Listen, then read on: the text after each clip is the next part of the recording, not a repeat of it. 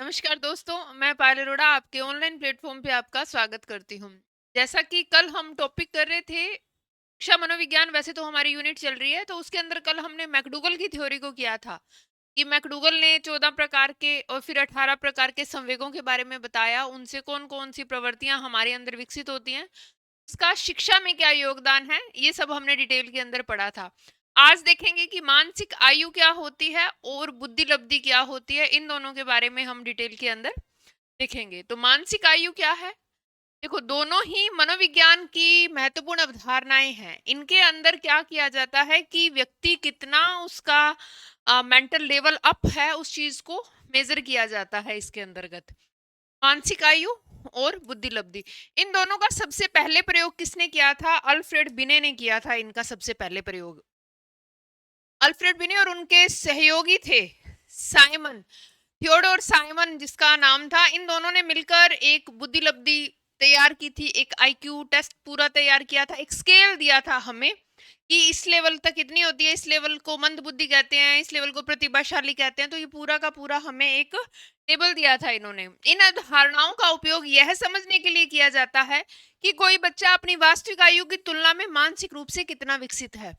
वास्तविक आयु अगर उसकी 10 साल है तो क्या पता उसकी जो मानसिक आयु है 13 साल हो। प्रतिभाशाली बालकों के अंदर आ जाएगा। वास्तविक आयु उसकी 10 साल है, लेकिन उसकी जो मानसिक आयु है वो 9 साल ही है, 8 साल ही है। वो मंदबुद्धि बालकों के अंदर। तो अलग अलग कैटेगरी वाइज हम इसको मेजर कर सकते हैं, और इस मेजरमेंट के इन्होंने ये मेजरमेंट करने के लिए हमें कुछ फॉर्मूलेज भी दिए थे। मानसिक आयु सबसे पहले देखते हैं। मानसिक आयु वह स्तर है जो व्यक्ति की मानसिक क्षमता और उसकी वास्तविक आयु की तुलना में वह किस स्तर पर है, इस चीज को बताता है कि उसकी मानसिक क्षमता कितनी है, उसकी मेंटल एबिलिटी कितनी है, और उसकी वास्तविक आयु जो है उसकी तुलना में उसका लेवल कितना है, इस चीज को बताता है। ये बताता है कि बच्चे की बुद्धि, तर्क, उसकी समस्या समाधान करने की योग्यता, उसकी सोचने की क्षमता, इन सब के बारे में इंडिकेट करता है। उन सब चीजों के बारे में ये हमें बताता है। ये मानसिक आयु है। मानसिक आयु के अंदर देखो, ये वह स्तर है, ये वह लेवल है जो बताता है कि उसकी मानसिक एबिलिटी, मेंटल एबिलिटी उसकी कितनी है, जो उसकी वास्तविक आयु है। अगर वास्तविक आयु उसकी 15 साल है तो मेंटल एबिलिटी क्या पता 20 साल हो, 18 साल हो, 16 साल हो। तो वो उस लेवल को चेक करने को मानसिक आयु बोलते हैं हम। यह किसी बच्चे की बुद्धि से संबंधित तर्क, समस्या समाधान और सोचने की क्षमता का संकेत देता है, इंडिकेशन देता है हमें कि उसमें कितनी बुद्धि है, कितनी तर्क क्षमता है, कितनी उसकी सोचने की क्षमता है, कितना समस्या समाधान का उसके अंदर एबिलिटी है। सरल शब्दों में हम कहें तो मानसिक आयु वह आयु है जो यह दर्शाती है कि बच्चा किस उम्र के बच्चों में जितनी सोच और समझ रखने के लिए सक्षम है, कि बच्चा किस उम्र तक, किस लेवल तक। 10 साल का बच्चा है तो वो उसकी सोचने की क्षमता किस लेवल तक है, क्या वो 15 साल तक के बच्चों के बारे में सोच, इतनी उसकी मेंटल एबिलिटी है। जैसे मैथ्स का एक क्वेश्चन है, अगर 8th क्लास का बच्चा है, 8th क्लास का क्वेश्चन तो वो सॉल्व कर लेता है, लेकिन उसकी मेंटल एबिलिटी इतनी है कि वो 9th क्लास का क्वेश्चन भी सॉल्व कर लेता है। इट्स मीन उसकी मानसिक आयु ज्यादा है, उसकी मानसिक आयु अधिक है। तो ये लेवल चेक करता है समस्या समाधान मेथड के द्वारा, ये लेवल चेक किया जा सकता है। उसकी तर्क करने की क्षमता के द्वारा ये चेक हो जाता है। उसकी सोचने समझने की क्षमता के द्वारा चेक किया जा सकता है। उसकी बुद्धि, उसकी समस्या समाधान, इन सब के बारे में वो इंडिकेशन देता है कि वो सोल्व कर पा रहा है, अपनी एज से अप प्रॉब्लम सोल्व कर रहा है, या अपनी एज का ही नहीं सोल्व कर पा रहा तो उसके नीचे का सोल्व कर पा रहा है। 8th क्लास का बच्चा 8th क्लास की उसको समझ ही नहीं आती, वो 6th क्लास का लेवल ही रखता है। तो ये अलग अलग जो लेवल होते हैं उसको एक टेबल के रूप में और एक फॉर्मूले के रूप में इन्होंने हमें दिया था। विनय और साइमन की परिभाषा देख लेते हैं हम।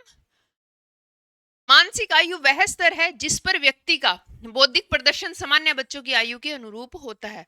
मतलब एक तरह का बौद्धिक प्रदर्शन है मानसिक आयु।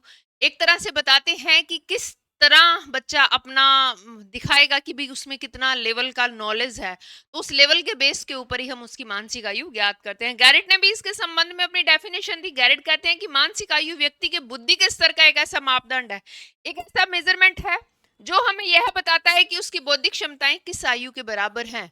वही कि 10 साल का बच्चा है, अगर वो प्रॉब्लम सोल्व करता है 12 साल तक के बच्चों की, तो उसकी मानसिक आयु 12 वर्ष है। 10 साल का बच्चा है, प्रॉब्लम सोल्व वो 8 साल के बच्चों तक की ही कर पाता है, तो वो उसका मानसिक आयु उसके बारे में बताती है।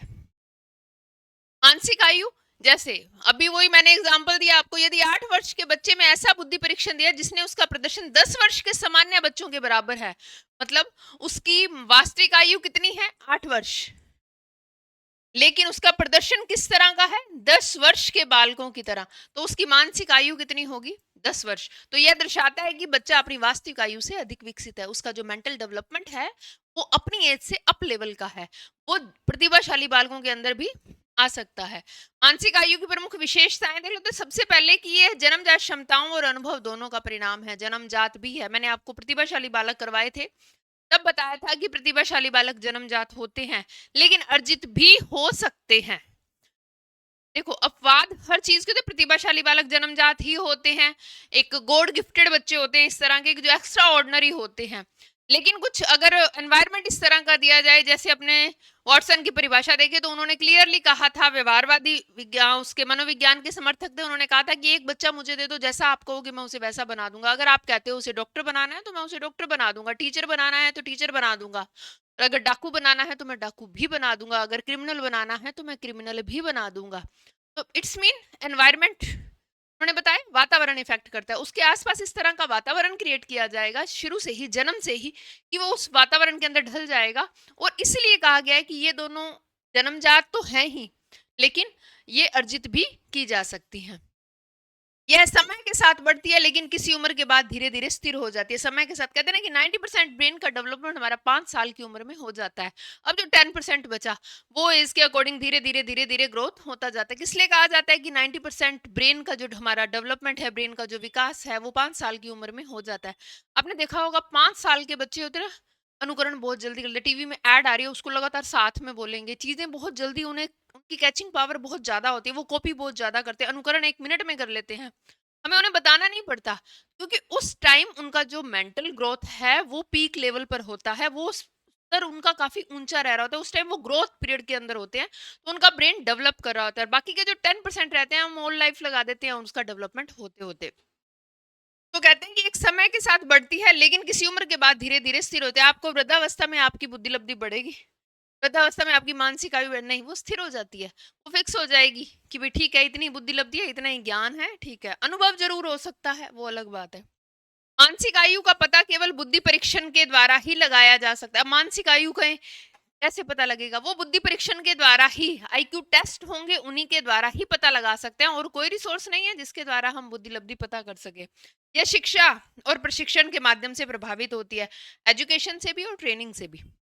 ट्रेनिंग, प्रशिक्षण और शिक्षा मतलब एजुकेशन, एजुकेशन और ट्रेनिंग से दोनों से इनको इफेक्ट किया जा सकता है, मतलब बढ़ाया जा सकता है, इंक्रीज किया जा सकता है। जो हमने फर्स्ट पॉइंट पढ़ा था कि अनुभव दोनों का परिणाम है, वातावरण का भी परिणाम है ये, तो हम ट्रेनिंग के द्वारा ग्रोथ कर सकते हैं इस चीज की। वही वाटसन की परिभाषा व्यवहारवाद को अगर हम माने तो इन चीजों को ग्रोथ किया जा सकता है।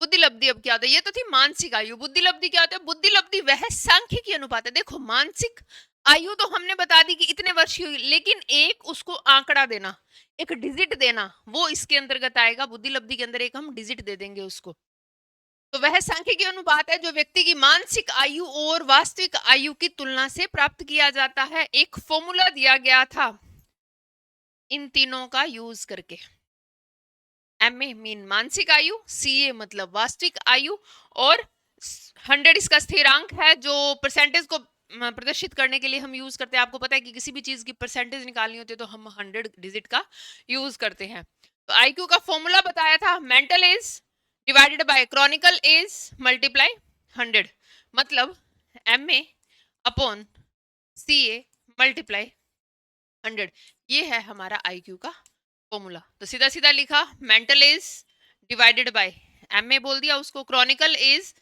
सी ए, और उसको 100 टाइम मल्टीप्लाई कर दिया, मतलब 100 से 100 टाइम नहीं 100 से मल्टीप्लाई कर दिया, तो वो हमारी आ जाती है हमारा आईक्यू लेवल चेक किया जाए। मतलब एक अगर हमें डिजिट चाहिए तो वो है आईक्यू, वो है बुद्धि लब्धि, और हम सीधा बता रहे हैं प्रतिभाशाली है ऐसे है वैसे, तो वो आ जाएगी हमारी मानसिक आयु। ठीक है, दोनों का डिफरेंस ध्यान रखना। मानसिक आयु, आईक्यू निकालने के लिए हमें मानसिक आयु की जरूरत होगी, और क्रॉनिकल एज मतलब वास्तविक आयु और मानसिक आयु दोनों की जरूरत होगी। ये हमारी मानसिक आयु, ये हमारी वास्तविक आयु, उसको 100 से मल्टीप्लाई कर देंगे तो हमारा आईक्यू निकल जाएगा। अपना अपना आईक्यू निकाल के देख लेना आप लोग। जैसे यदि किसी बच्चे की मानसिक आयु मेंटल एज कितनी है 12 वर्ष, क्रॉनिकल एज कितनी है 10 साल। तो यहाँ पर आईक्यू का हम निकाल देते हैं फॉर्मूला 10 अपॉन 12 अपॉन 10 मल्टीप्लाई 100 निकल गया। इट्स मीन अब ये टेबल दी हुई है हमारे को आईक्यू लेवल की, ये जो टेबल दी हुई है ये आपको ध्यान रखनी पड़ेगी कि इस लेवल के ऊपर ही हम बता सकते हैं कि किसमें कितनी बुद्धि लब्धि है और वो किस कैटेगरी के अंदर आएगा। अगर 140 से ऊपर आता है आंसर हमारा तो इट्स मीन वो जीनियस स्टूडेंट है, प्रतिभाशाली व्यक्ति है, अत्यधिक उच्च बुद्धि लब्धि वाला व्यक्ति है वो। अगर वो आंसर 120 टू 139 इस कैटेगरी के अंदर आता है तो वेरी सुपीरियर। ये पूरी टेबल आपको याद रखनी पड़ेगी 110 टू 119। देखो इस चीज को ध्यान रखना, ये डिजिट ध्यान रखना है हमारे को। 70 से कम यहाँ पर सारे मंद बुद्धि बालक आ जाते हैं, इस चीज को ध्यान रखना। मंद बुद्धि आपको बताया है 70 से कम आईक्यू होता है। जब मैंने आपको मंद बुद्धि बालकों के बारे में टॉपिक करवाया था तब सीधा सीधा बताया था कि 70 से कम आईक्यू जिनका रहता है। और सामान्य बालक ध्यान रखना, औसत एवरेज ये रहता है, औसत बालकों का भी हमें ध्यान रखना है।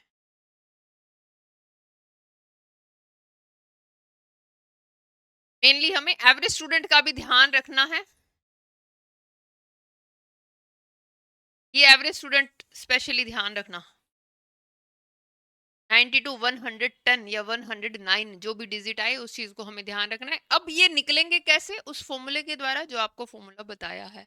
तो ध्यान रखना 140 से ऊपर अत्यधिक प्रतिभाशाली आ जाएंगे, 120 टू 139 तक आ जाएंगे, 120 तक आ जा रहे हैं तो अति उत्कृष्ट आ रहे हैं, 110 तक सुपीरियर आ जाते हैं, 90 टू 109 तक अपने डिजिट लेंगे क्योंकि 10 उसके अंदर आ गया तो वो एवरेज स्टूडेंट आ जाते हैं। 80 टू 89 की बात करें तो एवरेज से थोड़ा सा नीचे आ जाते हैं, और 70 से नीचे करें तो वहां पर मंद बुद्धि बालक आ जाते हैं, और 70 से और ज्यादा नीचे आ जाएंगे तो क्या आ जाएगा, अत्यंत मंद बुद्धि बालक। ठीक है, आगे भी देखो इन दोनों के बीच रिलेशन आपको अच्छी तरह पता होना चाहिए। ये जो आईक्यू लेवल है इसका ध्यान रखना, स्टर्न का नाम और मानसिक आयु इसका नाम ध्यान रखना, बिने और साइमन का, बिने और साइमन का, इनका नाम याद रखना दोनों को, क्योंकि कंफ्यूजन सबसे बड़ा यही होता है कि मानसिक आयु क्या है और बुद्धि लब्धि किसने दी, मानसिक आयु किसने दी। तो स्टर्न, बिने, साइमन ये तीनों नाम आ जाते हैं। तो ध्यान रखना बुद्धि लब्धि स्टर्न की है और जो मानसिक आयु है बिने और साइमन का है।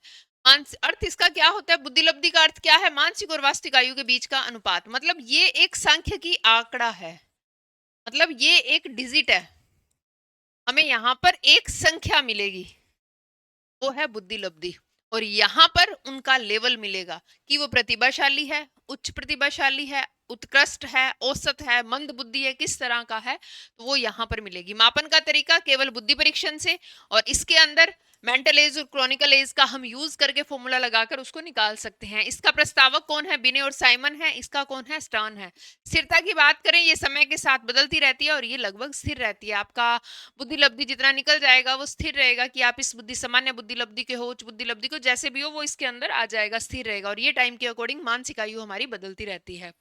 उपयोगिता इसकी बात करें तो ये जो पर्सनल एबिलिटी जानने के लिए किया जाता है, और ये जो आंकड़ा निकाला जाता है वो हमेशा कंपैरिजन करने के लिए निकाला जाता है।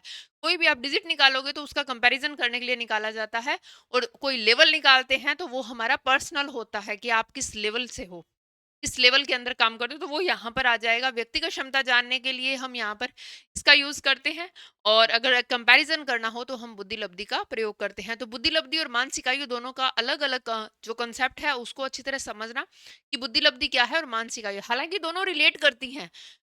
अब बुद्धि लब्धि निकालनी है तो आपको मानसिक आयु और वास्तविक आयु समझना पड़ेगा, दोनों रिलेट करती हैं लेकिन दोनों का कॉन्सेप्ट आपको अलग अलग आना चाहिए। इनका जो संप्रत्यय है उनको अच्छी तरह माइंड में फिट करना आना चाहिए।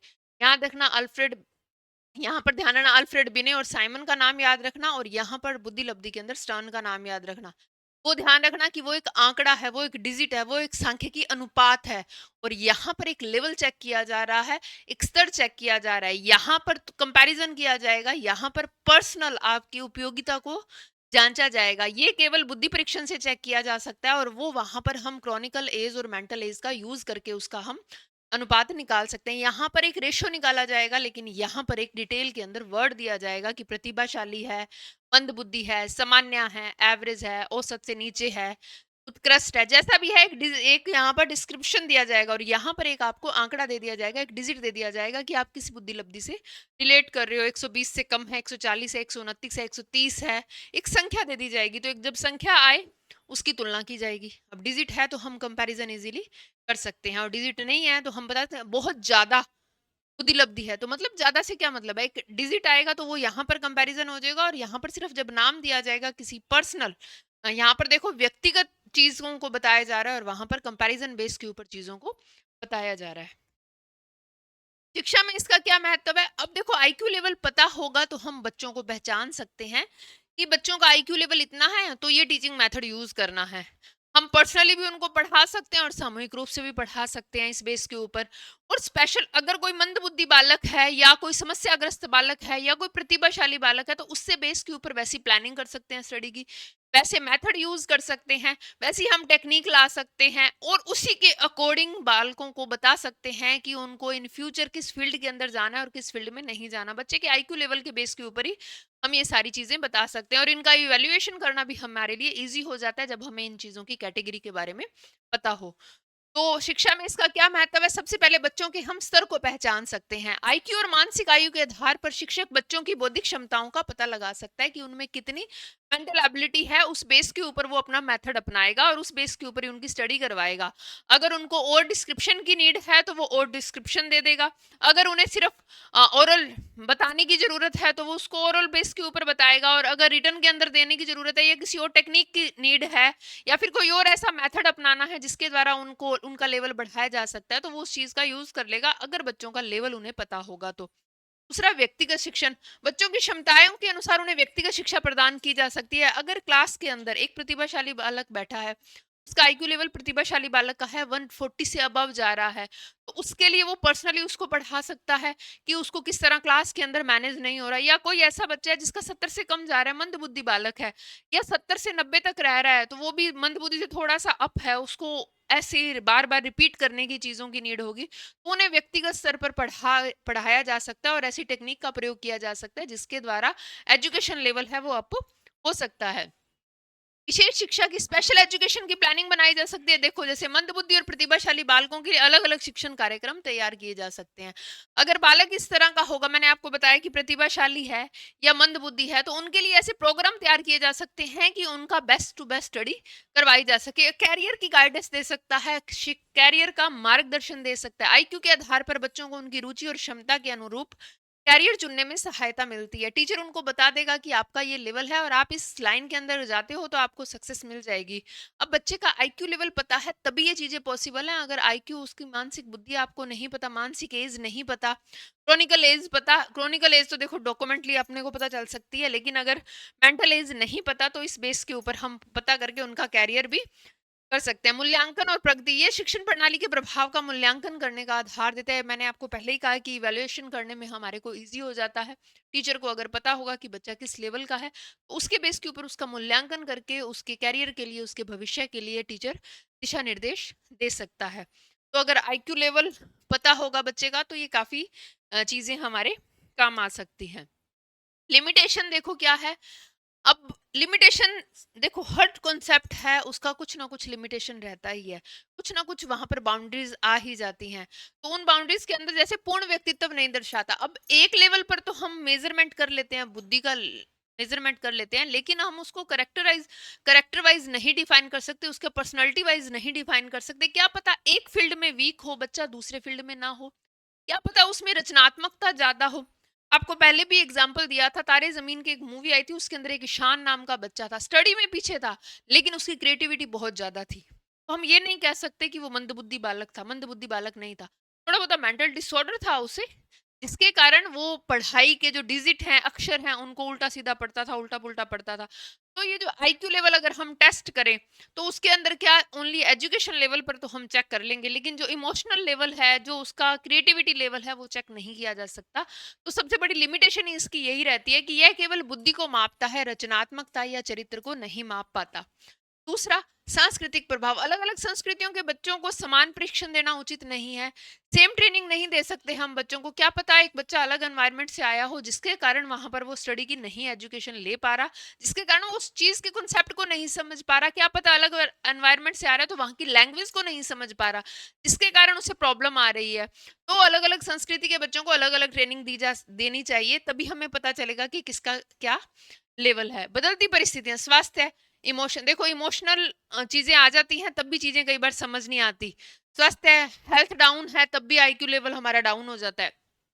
स्वास्थ्य, भावनाएं और सामाजिक वातावरण भी आईक्यू को प्रभावित करते हैं। ये चीजें भी हमारे आईक्यू लेवल को प्रभावित करती हैं। कई बार स्वास्थ्य लंबे लॉन्ग टाइम पीरियड से हमारा ठीक नहीं है, तब भी हमारे को चीजें समझ नहीं आएंगी, और तब हमारा आईक्यू टेस्ट लिया जाए तो हमारे आईक्यू टेस्ट डाउन आएगा, जिसके कारण ऐसा नहीं होता कि हम मंद बुद्धि बालक हैं।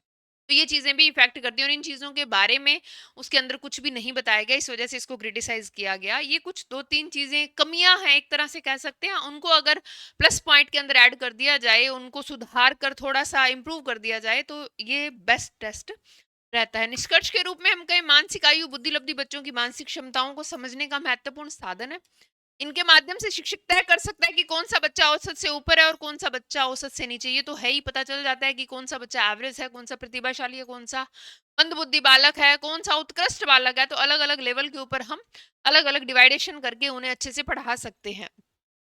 किसी विशेष शिक्षा की आवश्यकता अगर है तो उसका प्रयोग कर सकते हैं, और किस विधि का प्रयोग किया जाना चाहिए इस लेवल के द्वारा हम पता कर सकते हैं कि बच्चा अगर मंद बुद्धि बालक है तो कौन से टीचिंग मेथड अपनाएं, बच्चा प्रतिभाशाली है, सामान्य है, उत्कृष्ट है, जिस भी लेवल में है तो उसके बेस के ऊपर टीचिंग मेथड इस तरह अपनाया जा सकता है जिसके द्वारा बेस्ट टू बेस्ट स्टडी बच्चों को करवाई जा सकती है और उन्हें शिक्षा दी जा सकती है।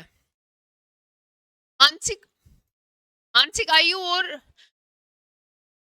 मानसिक आयु और ये जो बुद्धि लब्धि शिक्षा मनोविज्ञान के ऐसे उपकरण है कि ऐसे टूल्स हैं जो शिक्षक और अभिभावकों बच्चों की क्षमताओं को, टीचर को भी और पेरेंट्स को भी, दोनों के लिए ही ये काम आते हैं। ये बच्चों की एबिलिटी को पहचानने का काम करते हैं और उन्हें सही दिशा निर्देश देने का काम करके उनके सर्वांगीण विकास को सुनिश्चित करने में हमारी मदद करते हैं।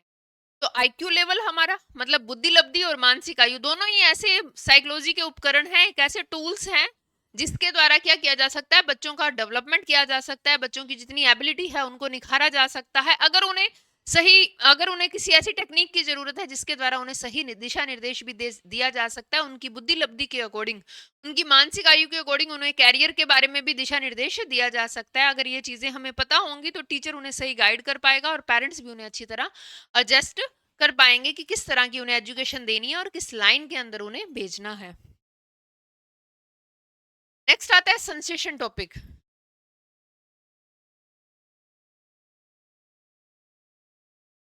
ये टॉपिक तो शायद हो गया सर।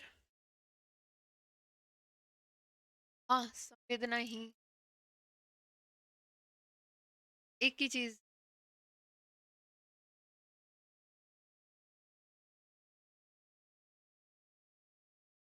आज के लिए इतना ही। नेक्स्ट टॉपिक के लिए अगली क्लास में मिलते हैं। Thank you for the watching.